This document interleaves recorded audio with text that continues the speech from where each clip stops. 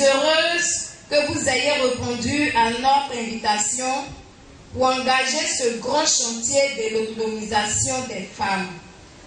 Toujours dans le cadre du programme COPIA, Femmes ensemble pour plus d'autonomie, il me paraît essentiel que nous partagions ensemble les stratégies qui sont au cœur de l'action de nos organisations. Pourquoi une conférence publique sur ce thème? Parce que le programme COPIA s'attache à résoudre des problèmes qui entravent la progression des femmes et à mettre ensemble leurs mains et à mettre entre leurs mains des outils stratégiques. Parce que nous travaillons pour l'empowerment des femmes, c'est-à-dire l'acquisition d'un pouvoir par celle-ci, afin de permettre de lutter contre la pauvreté et de se construire une identité sociale. Parce que nous travaillons pour le développement des associations et des organisations féminines. Certes, des progrès ont été faits en matière d'autonomisation des femmes dans notre pays, mais quelques obstacles demeurent. Il faut évoquer les pesanteurs socio-culturelles, les familles vulnérables en raison de la précarité de l'emploi, la non-institutionnalisation de la budgétisation sensible aux gens, mais surtout, ce qui nous rassemble ici ce soir, la faiblesse des mécanismes de financement. Mesdames, nous avons à agir, et je le dis avec gravité. C'est le moment de trouver ensemble, avec les moyens que nous avons, les meilleures stratégies pour nos associations et de proposer aux divers financements les solutions montrant notre recherche permanente de l'excellence. Cela est possible si ensemble nous partageons un idéal commun, où il n'y a pas chaque membre de son côté, mais des femmes qui décident d'œuvrer pour le développement de leurs organisations, de leur famille, voire de leur pays. Le développement social, comme le développement économique, ne se décrète pas, mais il se construit dans la confiance, l'expertise et le partage. C'est à ce nouveau modèle que nous vous invitons à travailler avec nous, car c'est la force collective d'individus autonomes mais rassemblés qui permettra de faire face aux défis de demain. Je vous souhaite des débats fructueux et attends vos propositions pour une action efficace. Bonne conférence à vous. Alors, on m'a demandé de venir vous parler du financement de l'entrepreneuriat et de mobilisation de l'épargne par les associations ou organisations féminines. Quelle stratégie pour favoriser l'autonomisation des membres? Voilà. Je pense que c'est un très bon thème. Je vais tenter de faire un effort, mais nous allons donc essayer de développer de façon très très pratique et concrète, sans vous employer trop de mots. Donc, je pense que c'est un bon thème, parce que, elle l'a dit, Madame la Présidente, l'union fait la force. Ce qu'on ne peut pas faire tout seul, on peut le faire à deux. On peut le faire ensemble. Et tenez-vous tranquille, ça donne toujours d'excellents résultats. On a dit, hein, les mains, les doigts, hein, on aurait pu prendre deux, ou bien un seul doigt. Il y en a 5. Il y a 2 bras avec 10 doigts. C'est pour que, ensemble, nous puissions les mettre ensemble pour essayer de faire ce que tout seul on ne peut pas faire. Dans le milieu des finances personnelles, surtout quand il s'agit de créer des entreprises, les gens du secteur informel, les PME, PMI ont énormément de problèmes pour obtenir du financement. C'est vrai, il y a un sérieux problème. Les banques ne veulent pas. les banques ne nous considèrent pas parce qu'ils disent qu'on n'est pas crédible, parce qu'on n'est pas assez fort. Alors nous restons comme ça sans nous aussi créer. Alors nous excluons d'office de toute activité de création. Moi je dis non.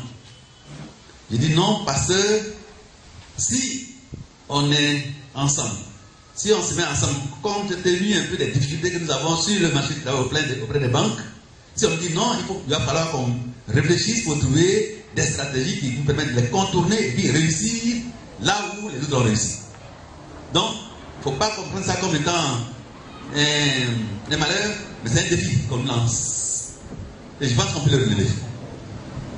Donc, je disais, votre ONG s'appelle l'ONG Femmes Heureuses.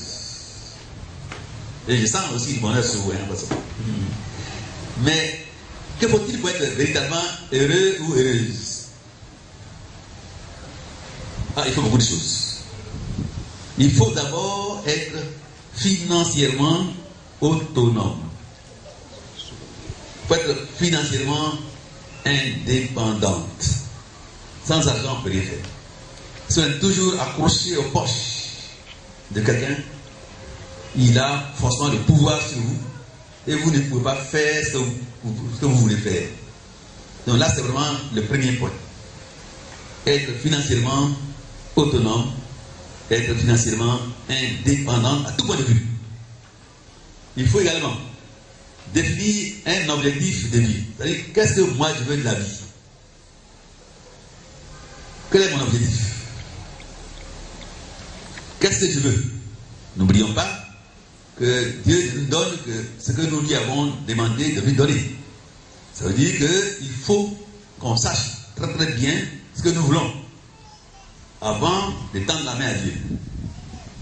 C'est pour ça que chacun ou chacune doit pouvoir définir clairement, de préférence par écrit, mais certainement de façon très très précise ce que nous voulons. On n'est pas obligé d'aller de demander à Dieu de nous donner des maisons à étage pour commencer. On n'est pas obligé de demander la lune à Dieu, non. On peut lui demander ce que nous-mêmes nous sommes capables d'avoir. Ce pour la réalisation de laquelle on peut participer à l'obtention. Donc, si on ne sait pas ce qu'on veut, on n'en a rien, ça c'est clair. Il faut qu'on fasse, il faut qu'on sache désormais ce que nous voulons. On peut commencer tout petit et puis gravir les échelons. On peut également avoir une activité qui génère un revenu régulier pour être heureuse. Pour être heureux ou heureuse, il faut une activité qui génère du revenu régulier. C'est-à-dire une activité qui nous permet d'avoir même ces 50 par jour, c'est bien ça, ça génère de l'argent. Mais si tu restes à la maison, ça n'ira pas.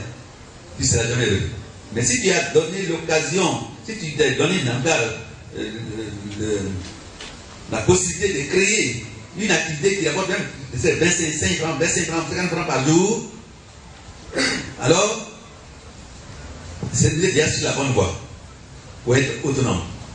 Les 5 francs, les 100 francs, les 100 francs que vous aurez eu, vous n'avez plus besoin d'aller demander ça à quelqu'un d'autre. Donc il faut d'abord que vous-même vous puissiez faire un effort pour que les portes soient ouvertes, pour que quelqu'un ait pitié de vous et qu'il vous vienne en aide. Enfin, pour être heureux, il faut avoir les greniers pour parler aux aléas de la vie.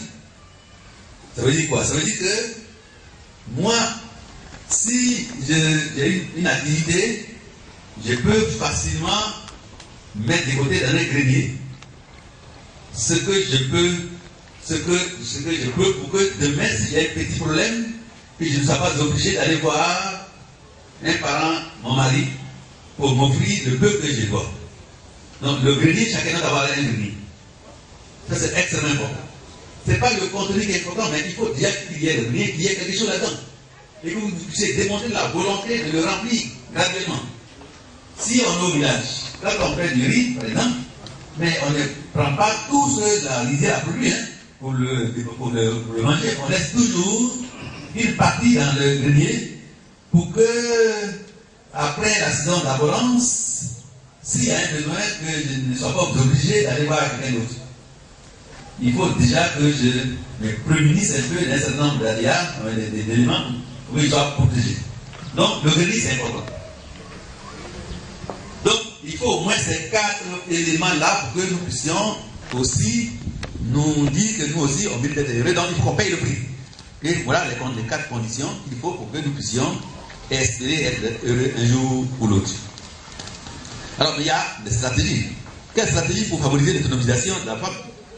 On a envie de voir, pour être heureux, il faut être autonome financièrement. Mais il y a quand même une stratégie. Laquelle? La seule stratégie pour pouvoir être autonome ou indépendante, c'est de créer une entreprise ou bien une activité génératrice de revenus. Ce n'est pas, c'est pas avec la pauvreté qu'on doit être autonome. C'est pas avec la paresse ou bien la négligence. Il faut que chacun dise, moi aussi, je peux. Et Dieu nous a tous créés et il ne nous crée pas sans aucun moyen pour que nous puissions nous-mêmes gagner notre vie, que nous puissions survivre. Donc, si j'ai quelques moyens physiques, intellectuels, et tout le monde en a, on peut toujours créer une activité génératrice de revenus. On n'est pas obligé de créer des grosses entreprises pour commencer. On peut y aller pas à pas. Non. La seule stratégie qu'il faut pour combattre la pauvreté qui s'est mise dans notre pays, c'est d'abord d'essayer de créer une activité qui rapporte, qui donne de l'argent. C'est une activité qui crée de la richesse. C'est ce qu'on appelle entreprise. Mais nous allons définir ça. C'est quoi une entreprise? Ou il y a une activité génératrice de revenus? Une entreprise, c'est, encore une fois, ce que nous avons mis en place et qui nous permet d'avoir des revenus, des recettes. Même si ce n'est pas des millions au départ, mais c'est déjà le fait d'avoir régulièrement un petit revenu, ça nous donne la personnalité, ça nous donne de l'autonomie. Parce qu'on ne peut plus dépendre de quelqu'un d'autre. Si on gère bien ce qu'on a décidé de créer, on devrait pouvoir éloigner de nous la pauvreté. Et c'est encore une fois par la richesse qu'on combat la pauvreté. Pour créer une entreprise, bien sûr, il faut un savoir-faire. Mais ça, on peut le développer, ce savoir-faire-là. Et chacun de nous en a. Pourvu qu'on le veuille. Non, c'est la volonté. Pour créer une entreprise, il faut donc le vouloir. Parce que ce n'est pas des tout repos. Ce n'est pas fait pour les gens qui dorment. C'est fait pour les gens qui courent, qui luttent. Donc quand on ne veut pas, ça, on a beau vouloir, on a beau tenter de créer, mais on ne pourra jamais réussir. Donc il faut de la volonté. Pour créer une entreprise, il faut également de la discipline. Discipline, ça veut dire qu'on doit pouvoir, on ne doit plus dépenser n'importe comment. On ne doit plus recevoir n'importe quel moment chez nous. Le paquet, le sac de riz que vous avez acheté, c'est 25 kilos. Il faut vous discipliner pour le préparer en fonction du nombre des gens qui dépendent directement de vous. Pour que ce sac de riz-là dure jusqu'au 1er, jusqu'au 31 du mois. Oui, au 30 du mois. Ah, mais mes parents sont venus, donc je vais maintenant. Et puis après, c'est au 20, ok, il y a plus de sacs de riz. Vos enfants mangent quoi? C'est pas de la discipline. Si vous avez créé votre petite entreprise, qui vous donne peut-être 5 000 francs par semaine, bien par mois, il faut faire un budget. Il faut le noter toutes les dépenses.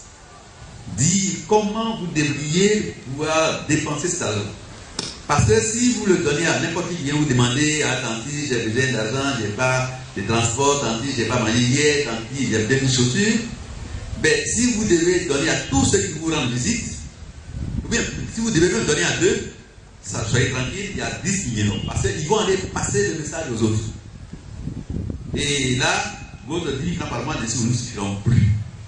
Votre maison sera remplie. Et si ce n'est plus, vous ne serez plus qualifié, vous serez disqualifié pour créer votre propre entreprise. Pour créer une entreprise, il faut être rigoureux.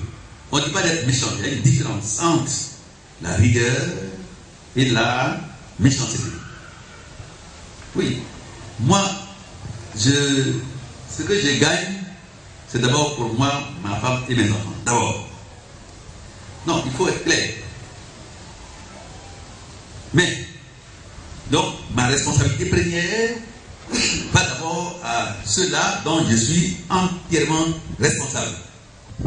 Voyez-vous, c'est extrêmement important de savoir faire cette différence-là. Si votre maman est malade, donnez-les là. Oui, c'est ce que vous avez dit, moi. Le pasteur là, les parents qui ont beaucoup de poids sur le couple, c'est la mère et le père. Donc, il faut les aider. Mais, ce n'est pas mes enfants. Les enfants ne vont pas savoir le père. Ah oui, parce que quand vous ne serez plus là, vous avez aussi un bilan à faire, un compte à rendre. Quand on dit objectif d'épargne, ça doit toujours accompagner l'objectif principal qu'on a défini, c'est la machine. Et l'objectif d'épargne, c'est peut-être les 20 000 francs que je dois, ou les 5 000 francs que je dois pouvoir épargner par semaine. Ça me guide, ça m'oriente.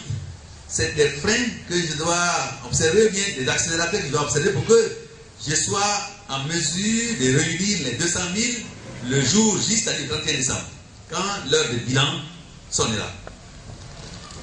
Il y a un autre élément, c'est économiser régulièrement le montant nécessaire qui a été défini, qui a été planifié. Bon, donc, j'ai dit tout à l'heure, d'abord, pour pouvoir financer mon projet d'entreprise, il faut d'abord que j'ai un objectif précis. C'est clair, la machine, qui coûte 200 000. L'économie, mettons environ 50 000 francs par semaine. Alors, c'est pas tout. Mais tu as dit que tu allais économiser 50 000 francs par semaine. Est-ce que tu vas juste le faire une fois, mais tu vas le faire comment? Il faut que tu arrives à chaque semaine, même si tu as dit même si c'est 5 000 francs par jour, bien par tous les 2 jours, il faut que chaque jour, bien selon la période que vous avez choisie, vous puissiez respecter rigoureusement ce que vous avez promis. Ces 20 000 francs, il faut absolument que tous les 2 jours, tous les 3 jours, vous l'ayez déposé quelque part. C'est là que ça devient intéressant. Donc, l'épargne, c'est une économie régulière, pas une seule fois. L'épargne, c'est une économie régulière. Je dis souvent, quand on épargne, les gens disent que moi j'ai épargné 200 000 francs, j'ai essayé de mon compte. Mais ce n'est pas l'épargne, c'est un accident qui arrive. Il faut que, si tu veux épargner, il y a un rythme, il y a une discipline qu'il faut t'observer. Il faut que tu le fasses régulièrement. Si tu as par exemple 100 000 et que tu as dit que tu allais pouvoir épargner, personne ne t'a obligé, que tu allais pouvoir épargner 10 000, il faut que ces 10 000 francs soient déposés chaque mois, chaque mois, chaque mois, chaque mois. Et à la fin de l'année, c'est là que ça va produire des miracles. Vous aurez donc 120 000, oui, 120 000 francs. Rien que vous avez décidé de donner 10 000 francs, à la fin de l'année, ça va faire 120 000.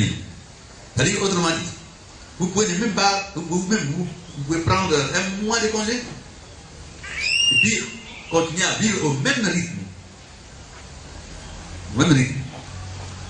Donc, et c'est avec les 120 000 francs là, voilà même maintenant. Voyez-vous, donc vous aurez gagné 101 mois cadeau, un 13e mois en termes. Rien que par l'effort que vous avez décidé de faire, de poser comme geste.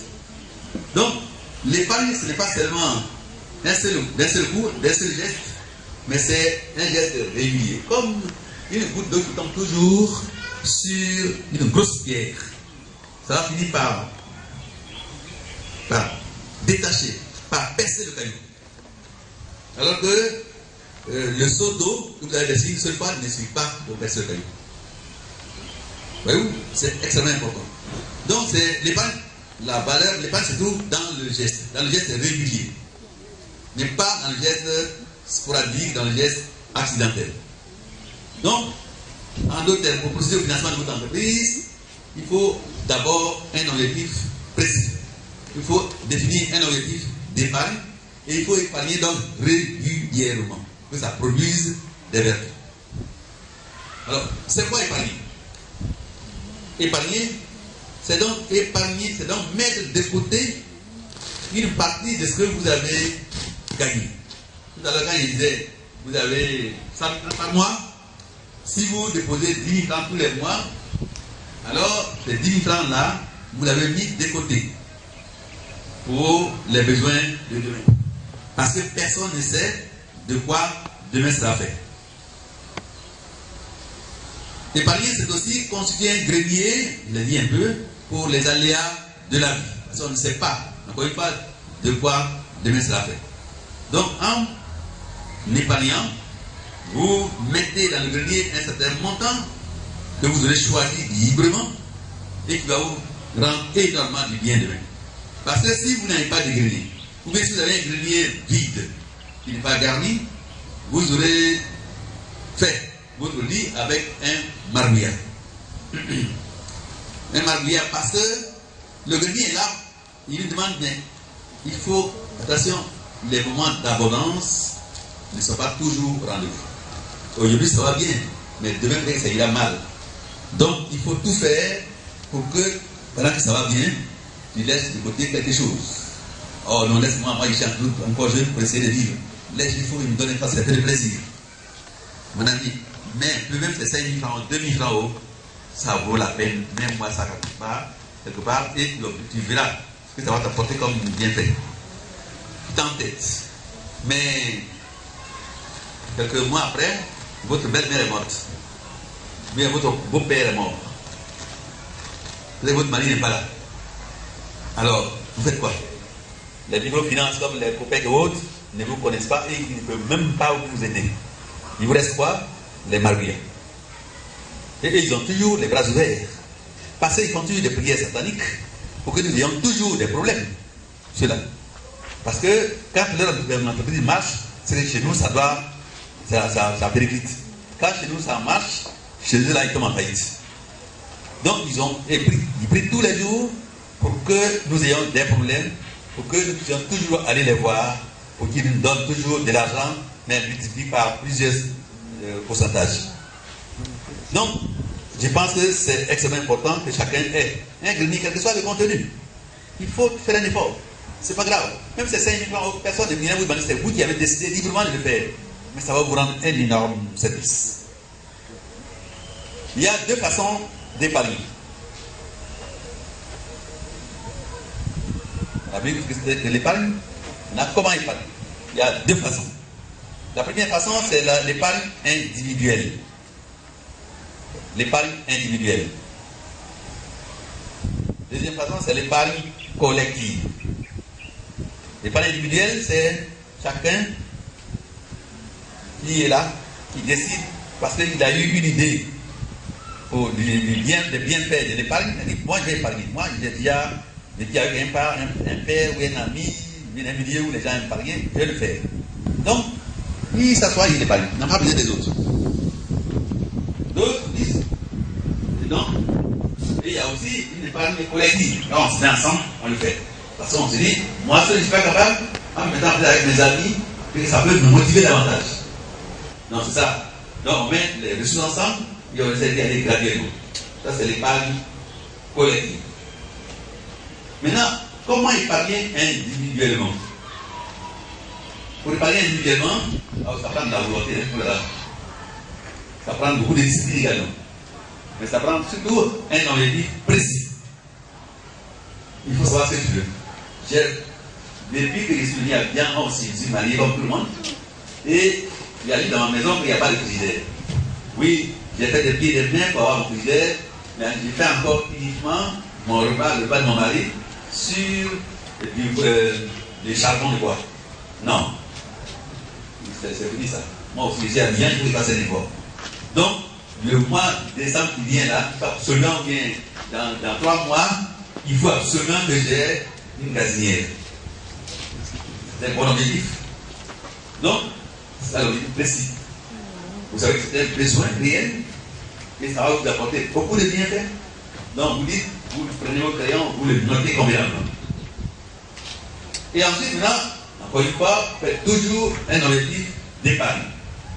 Si ça coûte peut-être 100 000, vous dites, moi, il y a le mois, combien dans 3 mois, dans 3 mois, il faut que j'ai après 100 000 divisé par 3.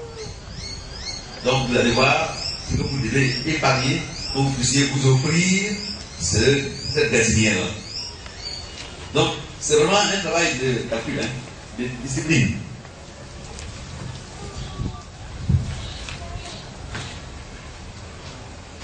Et donc, on doit, mais pour réussir, cette dame qui a décidé d'épargner individuellement, sans avoir recours d'autres, il doit nécessairement faire de l'épargne sa première dépense.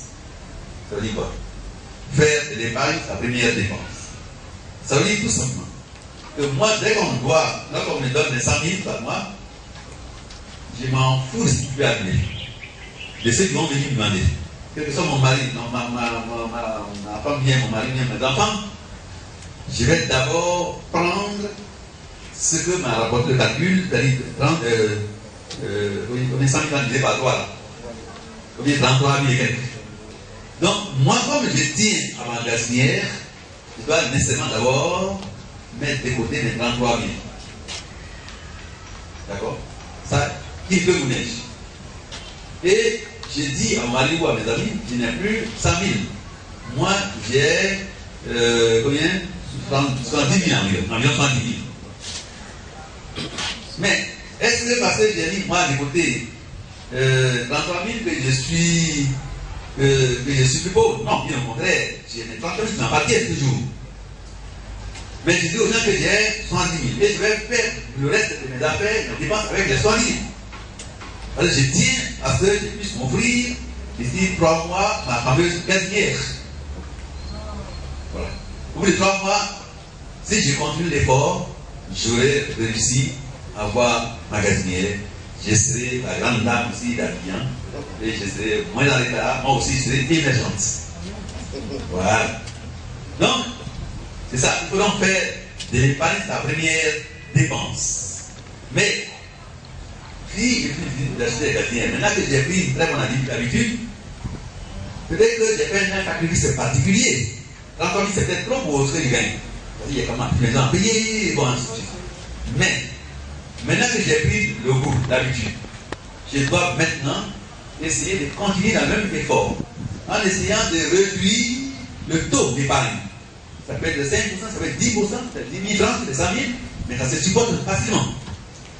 Donc, comme on ne change pas les bonnes habitudes qui marchent, donc je continue de faire mon épargne avec toujours un montant d'épargne raisonnable. Cette fois-ci, j'ai décidé, pour ne plus trop mettre encore le goût, je mets 10 francs, 10 francs, 10 francs. Et j'ai toujours un autre objectif. Mais qui sont peut-être plus raisonnables parce qu'il y a moins d'urgence. C'est une télévision, je fais la même chose. J'ai négocié aussi pour que je puisse payer cette fameuse télévision là, couleur, écran placement, sur les 3 mois, je vais faire 6 mois, même 12 mois. Dans tous les cas, si j'ai vécu longtemps, là, sans télévision, c'est pas en 3 jours, en un mois, je vais mourir, je ne mourrai pas. J'attendrai le temps d'avoir ce qu'il faut, que je puisse moi aussi m'offrir la chose. Mais il y a un dernier point, c'est, si on veut vraiment épargner, il faut éviter de participer, voilà, éviter de participer aux activités qui occasionnent trop de sorties d'argent. Ah, ma copine, on dit que là-bas, il y a une activité ce soir, il y a plein de gens de chez nous, il faut y aller aussi, parce que sinon ils vont croire que je suis morte, il faut que j'aille voir aussi. Ah, il y a peut-être une règle quelque part en couple pour y aller. Il y a telle activité de choses, on y va. Mais chaque fois que vous y allez, il y a un petit copain, un petit public quelque part, qui n'a plus dit depuis longtemps que vous n'avez pas vu. Vous aviez peut-être les 200 000, ah, aujourd'hui c'est aujourd'hui. Il faut que ton argent ne vile pas. Moi aussi je vais manger ton argent aujourd'hui. Mais vous n'avez rien prévu, hein. Du coup, parce que vous avez pu vous payer le luxe d'aller à cette cérémonie-là, vous n'avez rien de particulier à faire, ça va vous coûter au moins 10 à 20 000. Donc déjà, ça veut dire, c'est 10 000, ça veut dire, vous allez vous contenter de 10 000 francs le mois. Et donc, si vous multipliez ce genre de situations d'occasion dans le mois, ça fait beaucoup. C'est-à-dire, vos 100 000 francs maigrissent. C'est développé carrément. Et vous vous efforcez de ne pas aller jusqu'à la fin du mois. Ah oui. Parce que, à partir de 15 du mois, ça va se serrer. Et vous allez pouvoir crier sur les enfants. Et ça, c'est pas facile. Donc, il faut qu'on fasse un effort pour nous discipliner. Ne pas faire ce que les autres font, parce que eux là, à partir de 10 minutes de quart, vous ne savez pas avec qui ils dorment et où ils vont dormir. Donc c'est extrêmement important. Il faut se contenter de ce qu'on a, c'est discipliner pour que ça serve du 1er au 30. Sinon, si à partir du 20 du mois, vous n'avez plus à manger parce que vous avez dépensé à tort et à travers dans l'indiscipline totale, ça veut dire que vous allez, et comme il faut vivre, il faut continuer à vivre quand même, on ne peut pas une seule fois. Vous allez devoir aller vous endetter. Et là, vous allez commencer à entrer dans un engrenage, dans une spirale la plus décisive. C'est très dangereux. Donc il faut éviter l'endettement. Quand on peut se passer du premier pied que j'avais le sexe, pendant une semaine, 2 semaines, un mois, on n'amoura pas. Mais 1 mois, 2 mois, sans argent, il y a problème. Et comme la femme n'aime pas les problèmes, elle va finir par sortir par la fenêtre avant que les problèmes arrivent. Et le pauvre monsieur, c'est à la grognie. Donc, voyez-vous, il est important qu'on respecte l'argent. Ça vaut 60% dans la logique. Et si nous voulons que nos enfants aient les 2 parents qui soient ensemble, sans problème, parce qu'il y a problème, on a tendance à séparer. Mais des enfants nés des parents séparés, ça fait déjà des moitiés d'intellectuels, ça fait déjà des enfants qui sont déjà dans la vie est engagée, dans la vie est perdue. Hein. À cause du fait que vous n'avez pas pu faire un peu d'effort pour vous discipliner l'un et l'autre, vous allez vous séparer et les enfants vont être malheureux. Les pauvres 100 000 ans, c'est bon, mais plus 100 000 ans, ça fait 2, bien géré, on vit très bien. Mais si vous contactez les 100 000 ans, pour aller louer une maison, il ne restera pas assez pour nourrir 2 ou 3 enfants. Donc, on a tous intérêt à faire des efforts pour que nous puissions respecter l'argent, pour que l'harmonie soit également là. Parce que quand il y a l'argent, il y a toujours le bonheur. On peut sortir, on peut aller manger au restaurant, on peut aller n'importe quoi. Mais s'il n'y a pas d'argent, c'est la tristesse, c'est la catastrophe. Alors, il nous reste une autre chance, c'est d'apprendre à épargner collectivement. Voilà. Ça veut dire quoi, épargner collectivement? Ça veut dire qu'on se met, on forme une association ou un groupe d'épargne.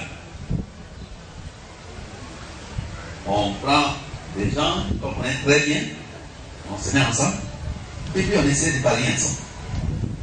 Ça peut être à l'intérieur d'une web comme celle-ci, vous connaissez, vous avez appris à vous connaître. Il y en a aussi dans les marchés qui le font. Hein. Et ça marche. Mais les risques là-bas sont plus nombreux qu'à l'intérieur de votre web où vous avez appris à vous connaître. Je vous en parlais tout à l'heure.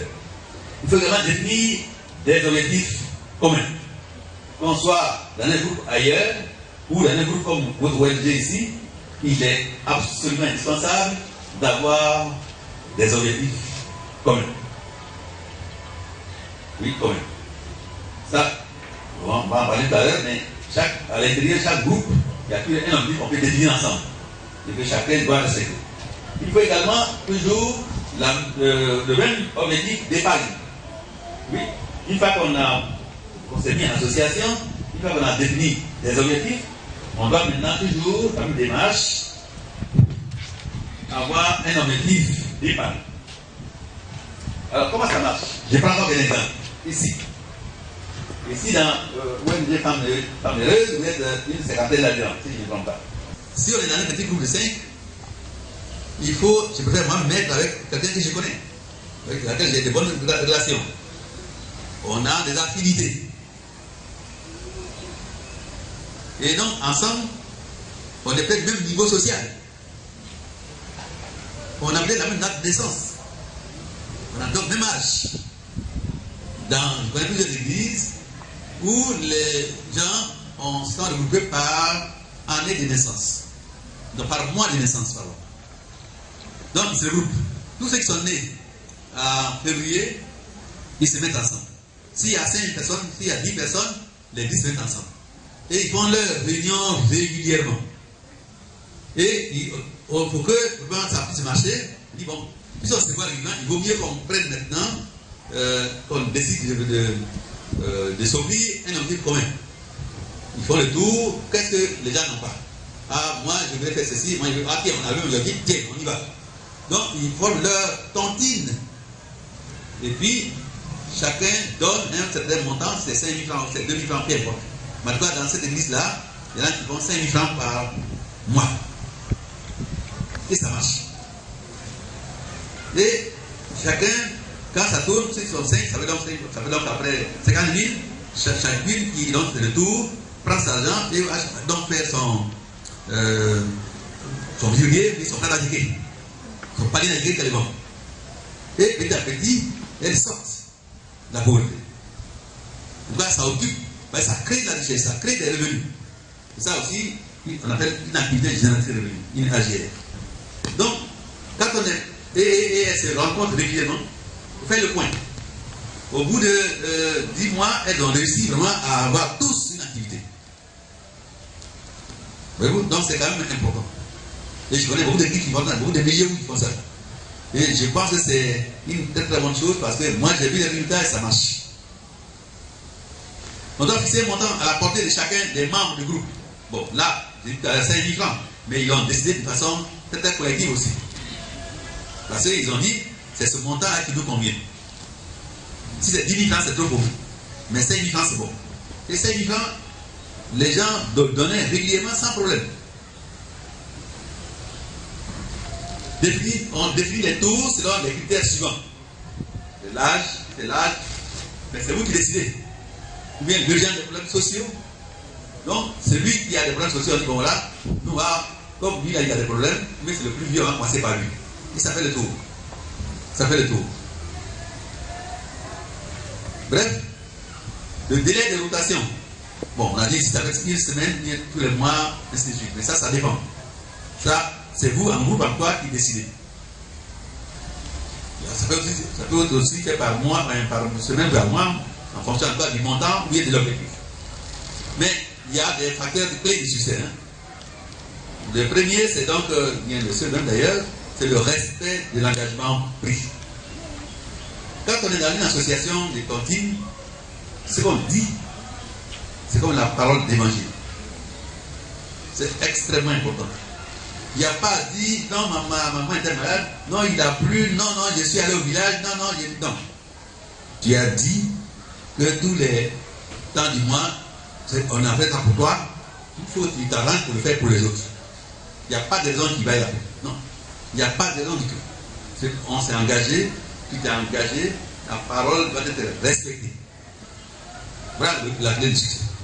Malheureusement, nous, en Côte d'Ivoire, on n'a pas cette culture comme les gens de l'Afrique du centre, comme le Cameroun et autres. Chez nous, on n'est pas habitué à cette vie de tontine. Or, là-bas, près de 50% de l'économie camerounaise se trouve dans la main des tontines. Ça veut dire que tous ceux qui sont, même les banques quelquefois ont des problèmes. L'argent ne transite plus par la banque. Voyez-vous? Donc, il y a des choses qu'il faut copier. Il faut copier ce qui est bon. Si c'est bon pour eux, pourquoi pas pour nous? Il faut être solidaire. Quand l'autre a des problèmes, il faut absolument être là. Il ne faut pas prendre ton argent parce que moi j'ai fait mon tour, je m'en fous du reste. Non. Il faut absolument que tu sois solidaire, qui a pris présent pour aussi qu'on prenne pour toi et dans les délais en respectant ce que tu t'es engagé. Mais je vais aller plus loin. Ça, c'est donc la forme de collectif. Je vais aller plus loin. Je trouve qu'une ONG comme celle-ci peut mettre en place une solidarité, un fonds de solidarité collective et économique. Alors, ce que je propose même, c'est qu'on a à l'intérieur ici, tout le monde n'a pas nécessairement le même niveau social. Il y a des groupes de nantis. Quand je dis nantis, c'est relatif. Mais il y a quand même partout, il y a quand même des strates sociales, il n'y a pas de problème. Donc, même s'il y a 5 qui ont 100 000 francs par mois ou bien 200 000 francs par mois, ça c'est un groupe à part. Ceux qui n'ont pas de revenus réguliers, qui ne travaillent pas à la fonction publique, à la mairie partout, qui ne sont pas salariés, ça c'est notre groupe à part. Et donc, le groupe des nantis, c'est ceux-là qui gagnent 100 000 francs et plus, et le groupe des moins nantis, c'est ceux qui gagnent sont pas salariés, sont pas salariés et ils gagnent 100 000 francs et moins. Alors, ce que je propose, c'est de les réunir par 6 celles-là qui sont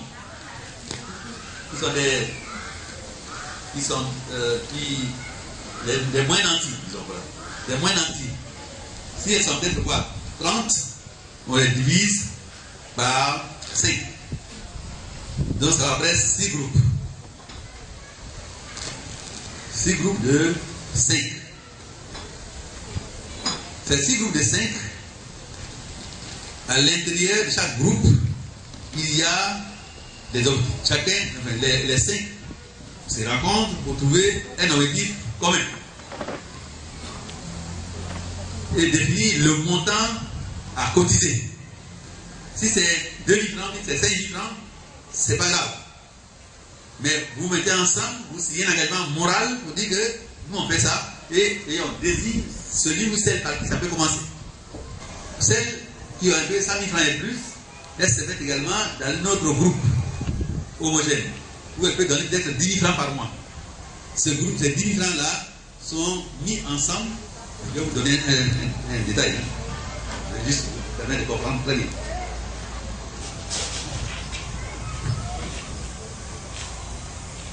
Voilà les 6 groupes dont je parle. Et dans chaque groupe, il y a 5 personnes. Ces 5 personnes décident de. Maintenant, peut-être c'est 5 000 francs par mois ou bien par semaine. Par semaine. Donc, ça fait donc le tour de ces. Au bout d'une semaine, chacun aura près de 25 000 francs. 25 000 francs. Qui sont versés dans la main d'une membre. Et ainsi de suite. Mais à l'intérieur ici, il y a un autre groupe qui gagne après 100 000 francs et plus. Donc c'est 10 000 francs par mois. Bon, c'est par mois. Donc, on enlève ici et ça fait un tout à part. Donc, ça c'est le groupe des nantis. Le groupe des nantis donnent leur cantine également. Bon, mais le but c'est de pouvoir créer un fonds de solidarité de femmes heureuses. Ici, donc le fonds de solidarité est ici. Donc, elles viennent ici, chaque groupe va bien ici. Mais comme elles n'ont pas assez d'argent, elles vont donner seulement un certain montant forfaitaire par groupe. Et donc, ça, pour que chacun se sente concerné, ce fonds appartient à tout le monde. C'est-à-dire le groupe des nantis est dans leur association parce qu'elles ont des besoins, des objectifs précis. On ne peut pas leur demander de financer uniquement elles, le fonds de solidarité. Non. Il faut qu'elles participent, mais leur participation sera plus élevée. Par rapport ici, parce qu'elles gagnent beaucoup moins, leur participation sera relativement forfaitaire. Mais dans tous les cas, il y a un esprit de solidarité qui est important. Donc là, on peut se retrouver par exemple, si tout le monde donne, peut-être qu'on peut se retrouver peut-être à 500 000, maximum. Et donc, si les femmes qui gagnent ici, c'est 25 000 francs, ils ont dit, bon, moi, je veux maintenant essayer de rehausser le niveau de mes objectifs. Si elles doivent s'acheter des frigidaires, ça va être trop long. Donc, leur tour, c'est pas suffisant pour pouvoir s'acheter un frigidaire. Donc, elles peuvent s'adresser ici à ce fonds de solidarité qui va leur prêter la différence. Mais, ce n'est pas gratuit. Il faut donc elles vont prêter 5 à 10% de prêts. Et si il n'y a plus de fonds ici, elles peuvent aller ici pour pouvoir une microfinance qui va refinancer le fonds de solidarité. Ouais, je ne sais pas si c'est très long, mais je voulais vous expliquer une chose. C'est que si nous sommes ensemble, il faut qu'on ait un instrument qui prouve que nous sommes ensemble. Il faut qu'on se retrouve tous là-dedans. Il faut que chacun soit concerné. Quel que soit le niveau de notre revenu, de notre salaire, ce n'est pas important. Ce qui est important, c'est que chacun participe. Ceux qui gagnent gros vont participer un peu gros, ceux qui gagnent un peu petit vont participer un peu petit. Mais dans tous les cas, c'est ça aussi la solidarité. Et ça va nous permettre d'aller demander de l'argent à une institution financière où il y a des gens, des partenaires, mais qui, eux, sans votre apport qui vient d'ici, ne pourront pas vous regarder. D'épargne, le même effort d'épargne que vous avez ici, c'est la même chose qui va constituer ici l'apport et qui va vous permettre d'aller demander de l'argent en prêt dessus à une institution financière. Mais si c'est bien fait, vous pouvez aller maintenant lancer des petites activités du secteur informel sans problème. Les gens vous regarderont autrement. Les gens pourront facilement vous accepter dans leur milieu. Donc, l'épargne qu'on fait ici, on essaie de, à travers cette cantine, un petit groupe, on essaie d'initier des actions, des mobilisations d'épargne pour développer la culture d'épargne. Tout ce qu'on a dit, c'est difficile. En groupe, c'est plus facile parce que tu as pris pour ton ami. Il faut aussi qu'on prenne pour toi. Et quand tu prends pour toi, si tu as utilisé dans une certaine période, vous allez voir que vous allez sortir facilement de la pauvreté. Donc, la cantine est un instrument d'épargne qui nous permet d'aller plus loin, qui nous permet de faire ce que tout seul on ne peut pas faire. Et le même esprit doit continuer pour que nous puissions mettre en place un fonds de solidarité. Ces fonds de solidarité peuvent donc financer nos activités à tous ou à toutes. Elles peuvent également nous permettre d'avoir accès au financement des autres structures financières, comme les compagnies autres. Parce que dès que vous l'avez, on déposera ici. Donc, au bout de 6 mois, vous avez déjà 3 fois ce que vous avez. Donc, vraiment, c'est un instrument assez intéressant qui peut vous aider vraiment facilement à vous attirer d'autres membres d'abord, parce qu'il n'y a pas beaucoup d'associations dans ce genre de structures. Il suffit juste que vous le vouliez et que vous mettiez ça en place, et que les contrôles soient faits, et que la sensibilisation soit également faite, pour que vous puissiez aller de l'avant. Et ça marche. Mais je voulais dire un mot en concluant. De nos jours, il n'y a rien sans effort. De nos jours, il n'y a rien sans sacrifice. Et le meilleur sacrifice, si l'on ne peut éviter, si l'on veut créer une activité génératrice de revenus, si l'on veut sortir de la pauvreté, c'est l'épargne. Vous avez compris? C'est l'épargne. Et c'est extrêmement important. L'épargne, elle est bonne pour nous, elle est bonne pour notre famille, elle est bonne pour aussi nos activités, elle est bonne aussi pour notre association. Il faut qu'on apprenne à le faire. Malheureusement, les Ivoiriens n'ont pas encore acquis cette culture d'épargne, sans laquelle on ne peut rien entreprendre. Toutes les entreprises que vous voyez partout, que ce soit des multinationales, que ce soit les petites entreprises, les gens se sont déjà sacrifiés, ont accepté volontairement des sacrifices. Et c'est ce que vous voyez là, c'est le fruit des sacrifices, qu'on appelle l'épargne. Si eux, ils sont arrivés là, pourquoi pas nous? S'ils ont pu le faire, pourquoi pas nous? Ils se liaient comme ça. Puis ensuite, ils ont gravi les échelons. Par le seul pouvoir, la volonté, ils ont réussi. Nous aussi, on devrait pouvoir réussir. Je vous remercie. Alors, et vous avez dit que la stratégie pour faire une bonne épargne, c'est d'être rigoureux dans les dépenses. De ne pas s'ouvrir à toutes les demandes, à toutes les sollicitations. Monsieur Maurice, nous sommes en Afrique ici, Afrique noire précisément, où derrière un salarié, un commerçant ou une commerçante, derrière quelqu'un qui a un minimum, se cachent 20, 30, 40 personnes qui n'ont rien. L'Afrique est solidaire, l'Afrique tend toujours la main. Doit-on rester très rigoureux à ce qu'on veut épargner et fermer les portes à tous ceux qui nous tendent la main, qui demandent du soutien, qui demandent de l'aide? Ne serons-nous pas mal vus par ces personnes-là parce qu'on veut épargner et réussir nos projets? Grosse question qu'on me pose toujours à la maison et dont je n'ai jamais eu la réponse, monsieur Maurice Koué. Grosse question en effet. Merci. Mais c'est une question interminable. Hein? Le problème, c'est que on a un choix, des choix en fait, mais un choix qui ne que de laisser personne indifférent. À supposer que vous n'ayez plus rien. Rapport des données. Que feront les autres qui viennent vous voir? Ils vont aller ailleurs. Ils ne viennent pas parce qu'ils vous aiment. Ils viennent parce que vous avez quelque chose qui peut gagner chez vous. Donc, il ne faut pas considérer. Je dis souvent, nous tous qui sommes ici, nous sommes même des privilégiés. Nous sommes des présélectionnés de la nature. Il y a beaucoup qui sont restés là. Il y a beaucoup qui sont vraiment bien. Pourquoi c'est chez vous seulement que les gens viennent tous les jours? Parce qu'ils sont sûrs, après d'avoir fait tout le tour d'Abidjan, après d'avoir gratté, comme dirait les enfants, ils sont sûrs de gagner chez vous le fond de vie. C'est pas mauvais. Si vous avez des moyens, vous pouvez le faire. Mais il faut seulement discipliner ce geste que vous posez tous les jours.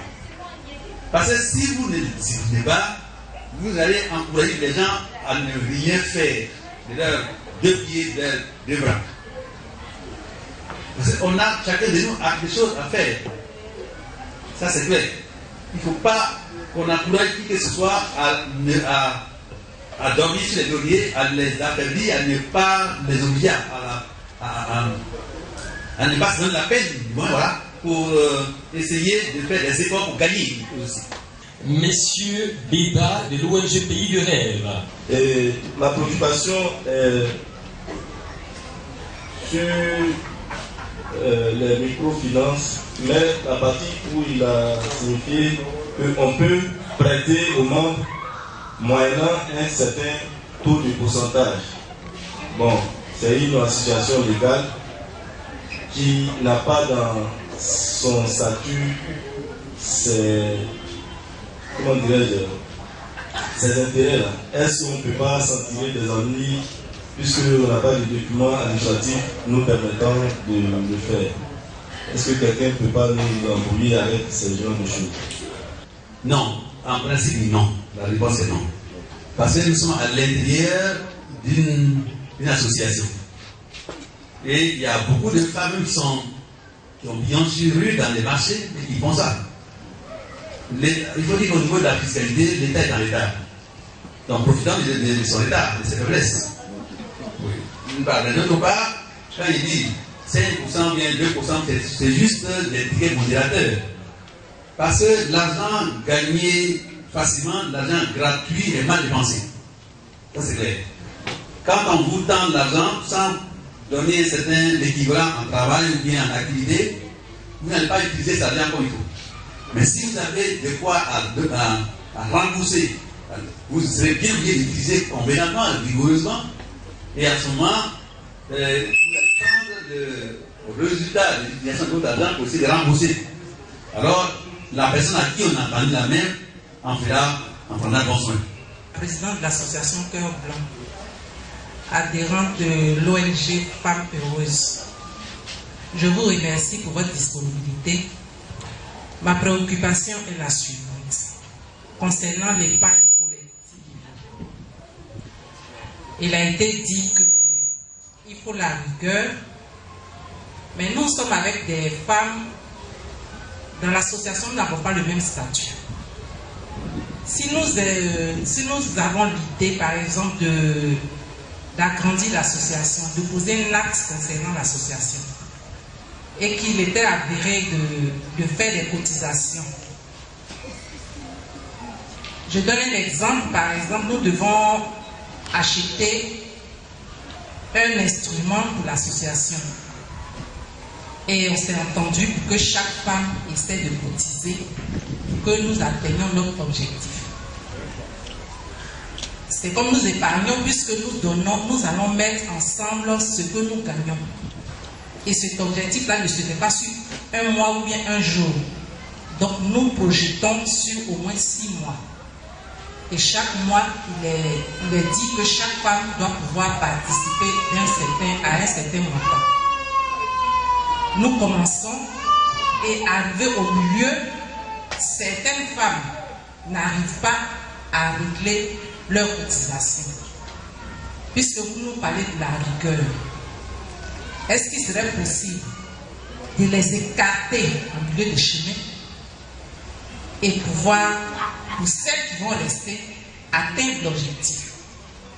L'association, il y a d'abord l'élément de solidarité qui souvent doit nous guider. Donc, ça comprend également l'élément de sensibilité. Il faut se rapprocher de ces dames-là, de ces dames-là, qui ont bien commencé et qui s'en battent un peu de l'aide. La vie pas court. C'est pas forcément de leur faute, mais je pense que c'est aussi, à partir d'une association, c'est aussi un instrument d'éducation populaire.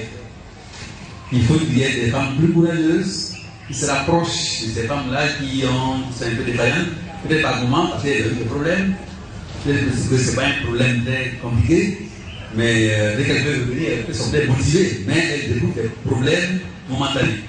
Je pense, dans le premier temps, qu'il faudrait se rapprocher d'elles pour savoir exactement de quoi il est question. Si c'est vraiment une manque de volonté de leur part qui leur cache une volonté de retrait, parce qu'il n'a plus motivé, ok, là vous allez vous en rendre compte. Mais c'est une démarche assez stratégique pour ne pas que vous soyez taxé d'insensible aux problèmes des membres. Ça c'est juste d'abord. Bon, maintenant si vous vous apercevez qu'elle n'est manifestement pas intéressée, alors ne vous laissez pas contaminer par elle. Regroupez-vous autour d'être motivé et puis essayez de réorienter votre démarche. Ça c'est aussi une deuxième phase. Mais combien êtes-vous? Est-ce que vous êtes nombreuses ou... Voyez, c'est ça, le temps, si c'est 6 mois, souvent c'est un problème. Si vous êtes très nombreux, c'est aussi un problème. Il ne faut pas que les gens soient trop nombreux, parce que le contact des unes avec les autres est un élément de motivation additionnelle. Si le délai de retrouvailles est également très long, 6 mois, tentez également de réduire ça à un niveau plus raisonnable, de telle sorte que vous puissiez toujours vous voir et vous revoir. Je vous en parle comme ça parce qu'il y a ces critères-là étaient à la base de beaucoup de défaillances, beaucoup de tontines. Oui, c'est pour ça que j'en parle.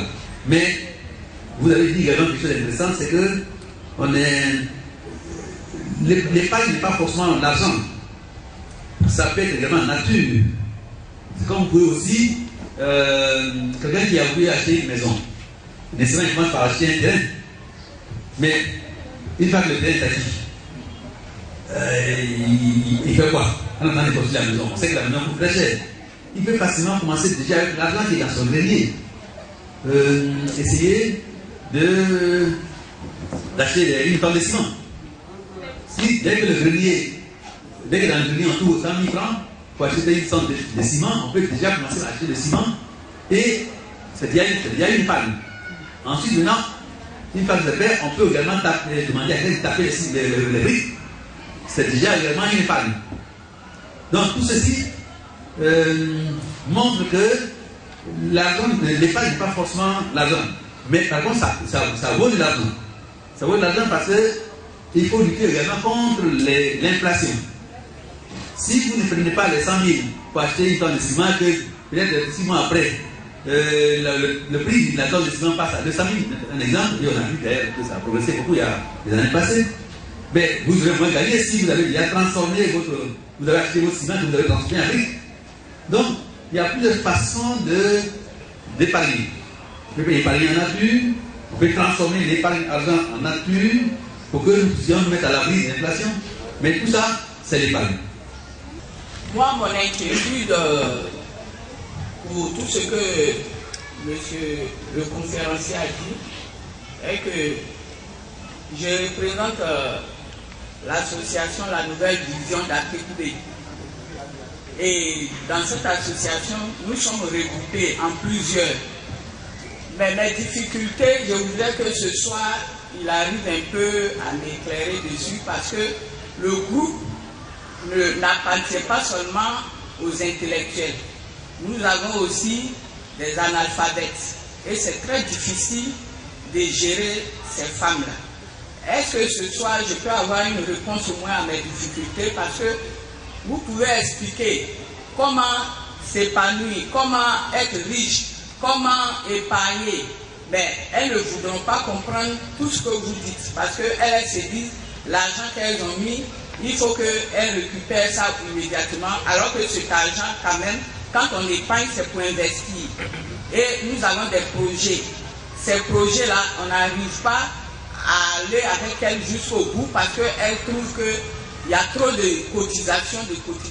Donc ce soir, qu'est-ce qu'il faut faire pour ces femmes-là, pour qu'elles puissent comprendre que, pour qu'on puisse être heureuse, être épanouie, être autonome, il faut vraiment faire un effort et un très grand effort. C'est vrai que tout à l'heure je vous parlais, c'est la semaine. Si on doit faire des petites cantines où les gens touchent effectivement leur argent au bout d'une semaine, au bout d'un mois, ça les motive, ça les rassure.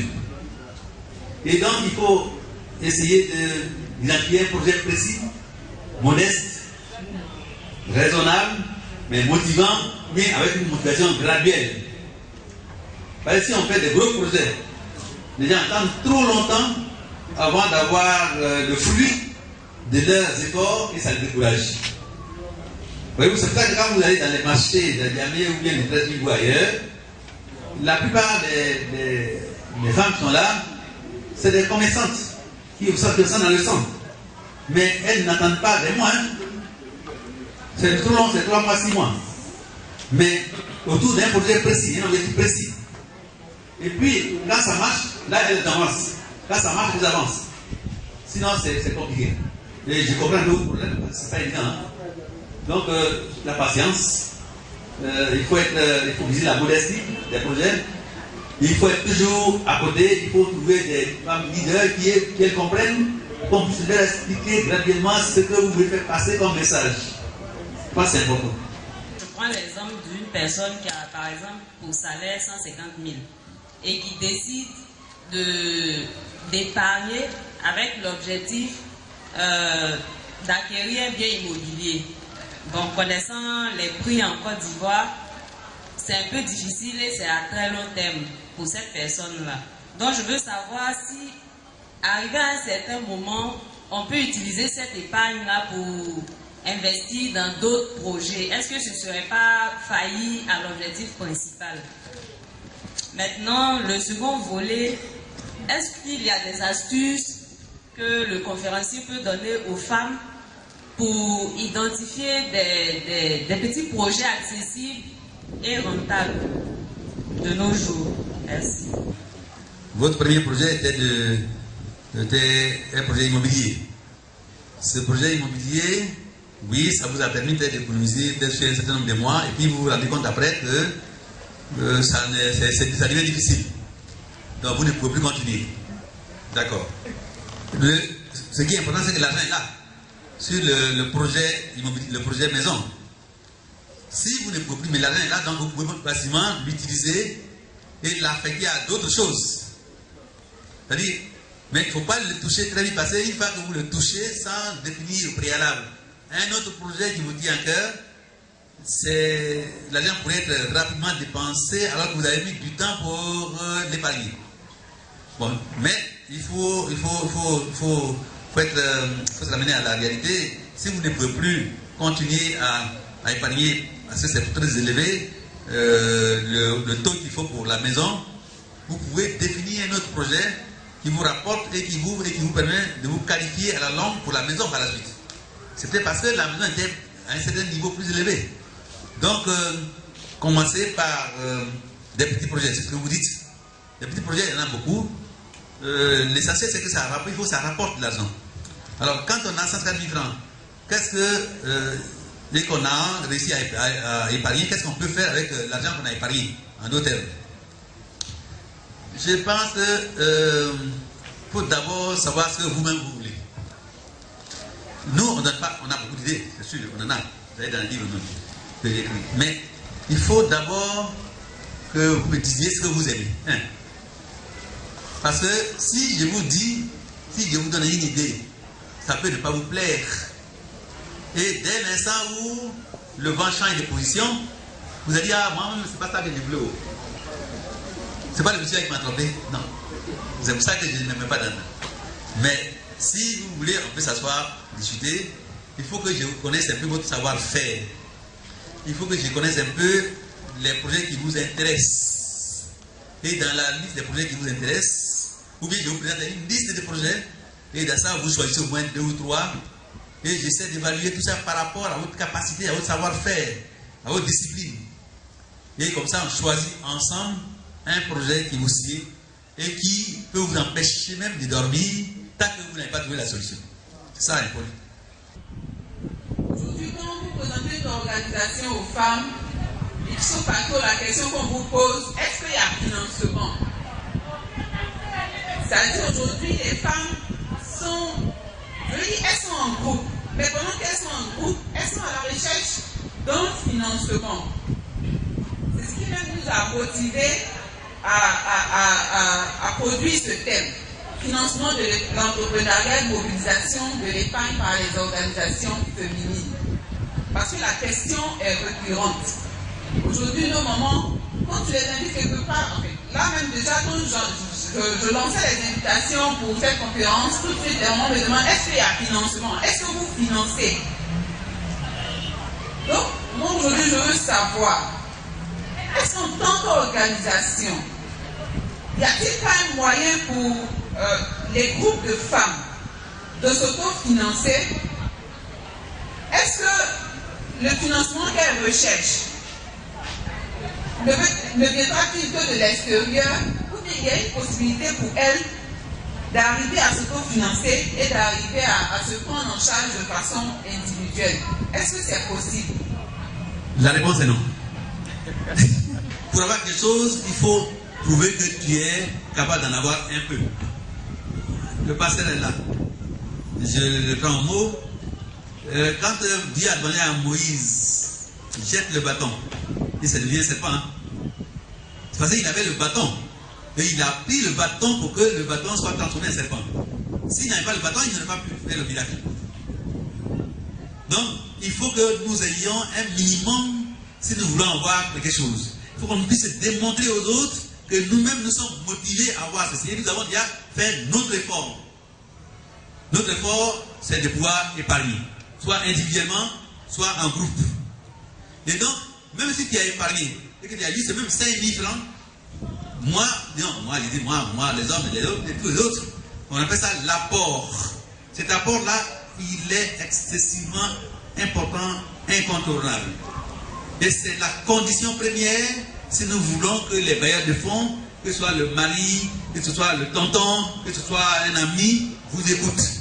Si vous n'avez rien à offrir, ne vous fatiguez pas, on ne vous écoutera pas du tout. Donc, la seule solution qui nous reste, c'est de se mettre ensemble, si on ne peut pas le faire tout seul, pour que nous puissions tenter d'obtenir ce qu'on ne peut pas faire tout seul. J'ai dit dans mon introduction tout à l'heure que l'union fait la force. Et il est plus facile d'aider les groupes que d'aider un individu. Et ça, c'est un peu le principe des bailleurs de fonds. Aider un individu, c'est trop risqué.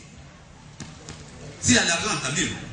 Mais s'il est seul et il veut se faire aider, personne ne voudra le faire parce qu'il peut mourir à tout moment, il peut voyager à tout moment, il peut avoir tout ça de problèmes. Mais s'il n'est pas parti d'un groupe, s'il n'est pas là, au moins quelques-uns du groupe seront là pour essayer de continuer ce qui a été entrepris. Donc vraiment, moi je vous en prie, faites un effort, mettez-vous en groupe, c'est la solution du domaine. C'est la solution, la plus incontournable. Partout, que tu viennes, que le pays où tu vas, les gens qui ont l'argent, vous n'en ont pas la main tant que vous n'avez pas fait votre effort. Parce qu'ils ont dit, mais moi je lui donne cet argent, mais elle-même elle a fait quoi? Cette personne-là. Et puis, si elle part, moi je laisse avec quoi? Alors que moi, l'argent que j'ai tout fait pour aller chercher dans la poche des gens. Alors, je vais lui donner ça, elle va les dilapider, puis après, moi je reste plus avec des problèmes. Non. Si vous êtes un peu gros, je vous donne un peu gros. Mais si vous êtes petit, vous donnez un peu petit. Mais faites des efforts, mettez-vous ensemble, parce que l'union fait la force.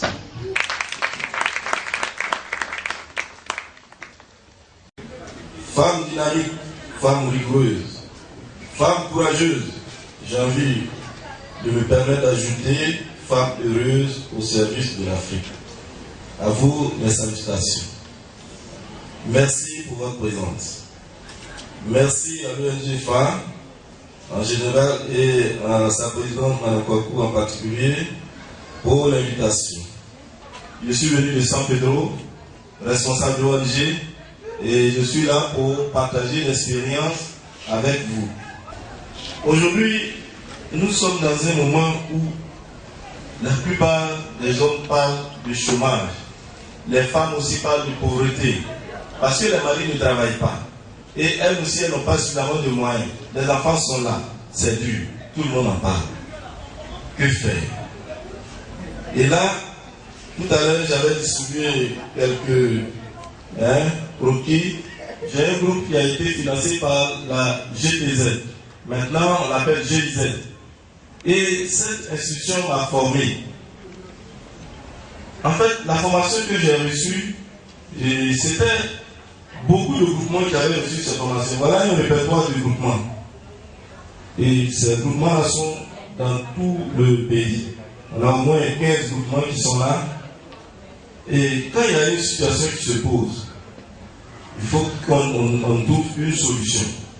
Et il faut des hommes, des femmes, pour se lever et dire cette situation, il y a une solution certaine. La GTZ est venue à San Pedro et c'est le pasteur de notre église qui a demandé à tous les fidèles de constituer les dossiers. Et pendant 2 mois, à chaque fois qu'il se finit, il dit constituer les dossiers, venez monter les projets. Et c'est sur 2 mois, c'est le dernier jour, quand il avait dit, j'ai dit à ma femme, faisons ça, peut-être que ça va marcher.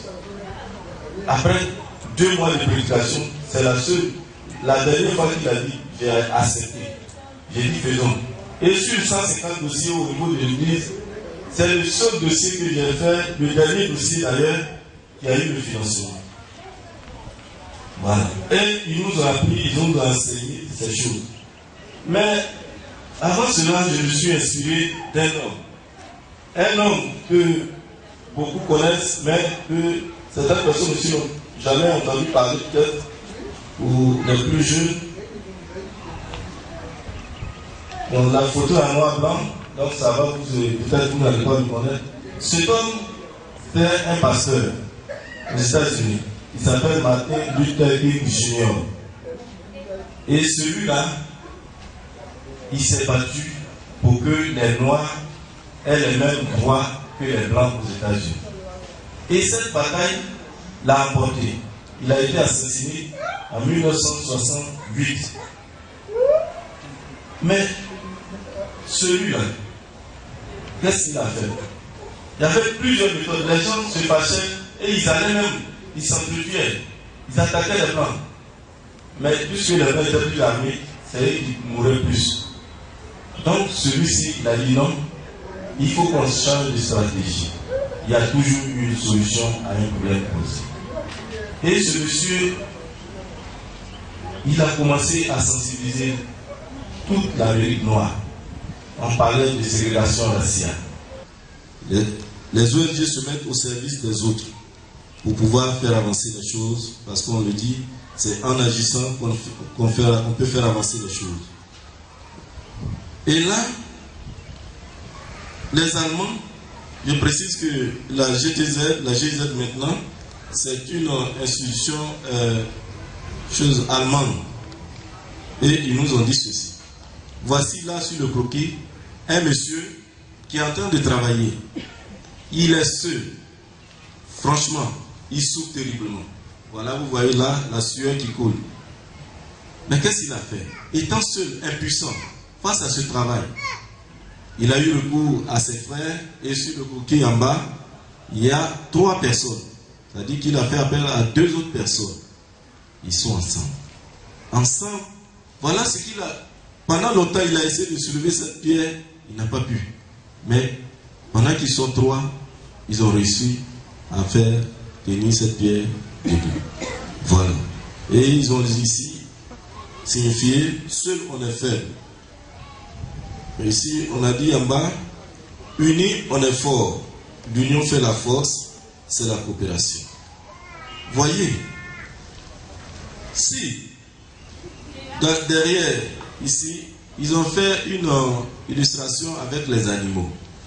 Là, ce sont deux bêtes qui sont liées. Et on voit sur le croquis, chacun de part et d'autre a sa nourriture. Mais pour qu'ils arrivent à manger, il y a un combat qui est là. Il faut tirer, ils sont liés par une corde. Il faut tirer l'autre jusqu'à arriver là où se trouve ta nourriture. Cela est quasiment impossible. Ils n'ont pas pu. Et au point où ils se sont interrogés, que faire? Oui, que faire? Aujourd'hui, nous sommes en droit de nous poser ces questions. Quand tous ces problèmes sont là, que faire? Parce que nous n'allons pas attendre que autrui vienne pour faire ces choses pour nous. Il est temps, et grand temps, que nous-mêmes, on essaie de s'asseoir, de voir comment parvenir à remédier, à trouver des solutions à tous ces problèmes. Et cela est possible si on se met ensemble. Voilà pourquoi ce soir, vous êtes là. Vous êtes là parce que vous avez choisi de changer de position, de changer de manière de faire, de quitter les difficultés ensemble. Voilà, il se trouve que dans la démarche de quelqu'un dans ses activités, il soit confronté à des difficultés. Voilà, ici on dit les chemins alternatifs. Quand tu marches et il y a un obstacle devant toi, évidemment, peut-être que ça peut être le raccourci, mais comme il y a un obstacle, on doit toujours contourner l'obstacle. Oui, aujourd'hui tu es là, c'est vrai, peut-être qu'il y a un obstacle devant toi. Peut-être que c'est parce que tu es seul que ça représente pour toi un obstacle. Est-ce que, si tu fais appel à ta soeur, si tu fais appel à ton frère, est-ce que vous ne pouvez pas parvenir à juguler ce problème? C'est possible. C'est pour cela que tu as bien fait d'être là, parce que il est important. Il est important de savoir que quand on est seul, souvent on est limité. Vous voyez qu'il y a plusieurs chemins. Mais tout le monde aurait choisi le chemin le plus court. C'est ça l'idéal. Mais si le plus court n'est pas praticable maintenant, il faut changer de route toujours pour atteindre ton objectif. C'est vrai, tout ne peut pas être facile. Mais quand c'est difficile, on dit seul les Dieu avancent. Et vous êtes dur, vous êtes brave, vous êtes dynamique. Vous pouvez le faire. L'Allemagne, économiquement, l'Allemagne est très très très forte. Et tout le monde veut aller en Allemagne. Quand vous voyez les gens qui veulent aller en Europe, 90% veulent aller en Allemagne. Parce que la monnaie est forte, le pays même a des ressources. C'est comme la Côte d'Ivoire. Mais là-bas, ils ont les moyens parce que c'est un pays développé. Aujourd'hui, en Afrique de l'Ouest, tout le monde veut venir ici. Parce que ici est bon. Pendant que nous-mêmes, nous sommes là, est-ce que nous nous rendons compte que nous sommes dans un pays qui nous offre vraiment des possibilités d'évoluer? Nous nous sommes posés une fois la question, pourquoi, qu'est-ce y a-t-il les autres? Et si nous sommes là, pourquoi nous n'arrivons pas à percer? Est-ce qu'il n'y a pas une faille quelque part? Personne ne viendra d'ailleurs pour nous mettre sur la voie. C'est pourquoi, moi, j'ai pris la décision d'accompagner l'ONG Femmes Heureuses. La dernière fois, je lui ai dit, ma fille, c'est comme ça que je l'appelle, je vais vous accompagner. Vous êtes en train de mener un bon combat. Si aujourd'hui les femmes réussissent, nous les hommes, on a la peine. Les enfants vont bien manger, ils vont bien fréquenter les meilleures écoles. Pourquoi ne pas vous encourager? Je vous soutiens. Et je suis venu de San Pedro pour ça. Et je viendrai toutefois qu'il y aura des manifestations pour vous soutenir. Parce qu'il est important que les femmes comprennent que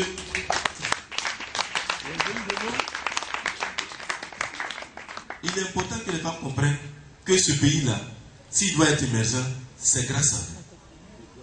Les hommes ont montré leurs limites. Pas parce qu'on est totalement limité, mais on a besoin de vous.